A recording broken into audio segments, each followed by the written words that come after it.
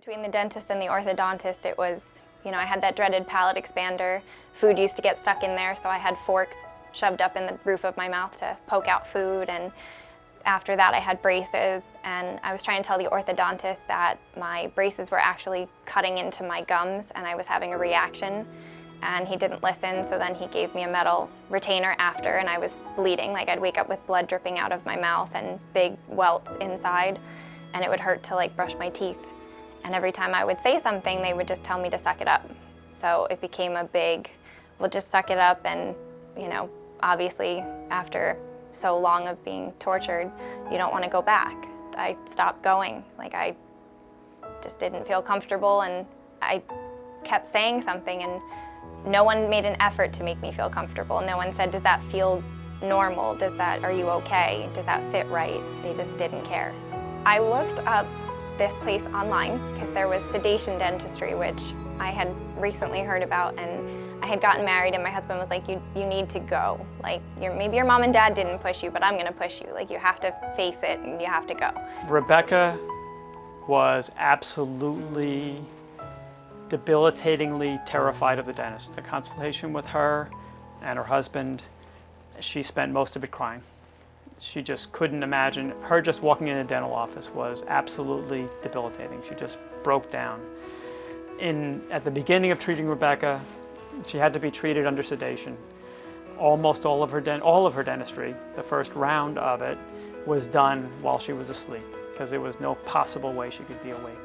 I wanted to be asleep for that first procedure. So Dr. Fairweather worked with me, and then there was a gentleman that came in and perform the sedation so I could be asleep. And they took care of a tremendous amount of work while I was out, which was great because then I could wake up and handle it from there, but I didn't have to be anxious about having someone poking around in my mouth while I was awake. And then after that first big hump, I felt like, okay, maybe I could be awake. So they gave me laughing gas, which I always found entertaining because it really does make you giggly and it makes you very happy and jovial. So we did that, and Dr. Fairweather also gave me some anti-anxiety medication that if I really felt like I was going to have an attack before I came, then I could take it in advance. And I did that I think once, and then I eventually got over everything. I didn't need the laughing gas, I didn't need the anti-anxiety medication, and I didn't need the sedation. So now when I come, he can drill a cavity and I'm wide awake and totally fine. So the most amazing thing about Rebecca is that since then, no general anesthesia. She comes in, she has her dentistry done, she had Invisalign, she smiles, she loves to be here. Everybody loves to see her, she just lights up the room. I'm eternally grateful to the entire team, because if one of them had made me uncomfortable, I think I would have quit.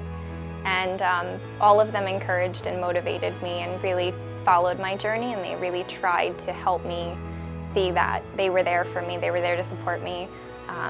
Dr. Fairweather was always there, so I think one time after the root canal, I called him 3 times at 6 o'clock in the morning, and he answered every time and was like, I got you. You don't have to be upset. We'll get through it together. And so I'm really grateful for that, because I feel more comfortable, and now I feel like I have a family that I can come to and have work done on my mouth, and I don't have to worry that something's going to make me upset or uncomfortable, or I'm going to have that anxiety come back. So I won't go anywhere else, that's for sure.